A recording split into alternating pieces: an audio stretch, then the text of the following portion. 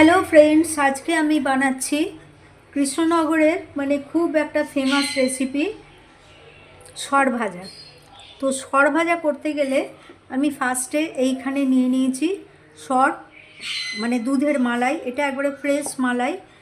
আর এটা 2-3 দিন ধরে জমিয়ে আমি করেছি। আর এইটা হচ্ছে আমুল স্প্রে। তো আমি এখানে আমুল স্প্রে দিয়ে দিলাম।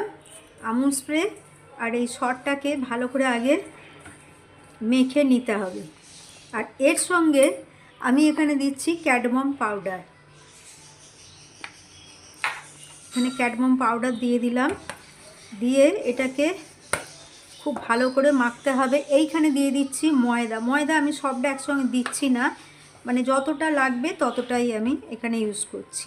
তো এটাকে ভালো করে আমি হাত দিয়ে মেখে নিচ্ছি। ময়দা সবটাই লেগে যাবে, সব ময়দাটাই এতে লেগে গেল। ওকে, তো এইবারে সো ফ্রেন্ডস দেখো, এটা আমি মেখে নিয়েছি। এই যে এটা পুরো মাখা আমার হয়ে গেছে। এই স্টেজে এটাকে আমি এই প্লেটটার মধ্যে আমি তেল মাখিয়ে রেখেছি। এটাকে আমি এখন ফ্রিজেতে এটা ভালো করে জমতে দেবো, তারপর আমি আবার তোমাদের কাছে আসবো। সো ফ্রেন্ডস, আমি এখানে মিষ্টির রসটা আমি চিনির শিরাটা করে রেখেছিলাম। ওকে, এটা কমপ্লিট। তো এখন আমি যেটা করব, এটা হচ্ছে আমি ফ্রিজে রেখেছিলাম, এটা শক্ত হয়ে গেছে কাটার মতো। এইবার এটাকে আমি পিস পিস করে কেটে নেব। ওকে, একটু পিসগুলো বড় রাখছি। ওকে, আমি এবারে এই সর ভাজার পিসগুলো এখানে দিয়ে দিলাম।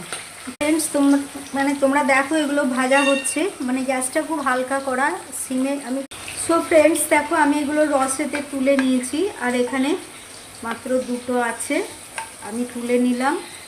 তো এইবারেতে এই স্টেজে এর ওপর আমি এই রসটা দিয়ে দিলাম। এই ছিল আমার আজকের একটা ছোট্ট রেসিপি।